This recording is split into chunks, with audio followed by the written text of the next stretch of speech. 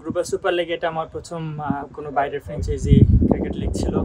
So আমি খুব enjoy করছি এখানে। আমাদের টিমমেটসরা খুবই কোঅপারেটিভ ছিল। আর একটা ডিফারেন্ট এক্সপিরিয়েন্স ছিল।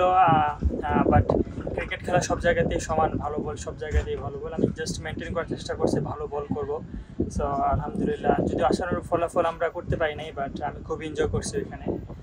আর আফটার একটা ছোট ইনজুরি পরে এখানে আসলাম, কিন্তু ইনজুরি আমার কাছে মনে হচ্ছে না যে আমি ইনজুরি পরে আসছি।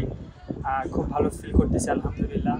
বডি ইজ ওকে আছে, মেন্টালিটি অনেক ভালো আছে এখন আলহামদুলিল্লাহ।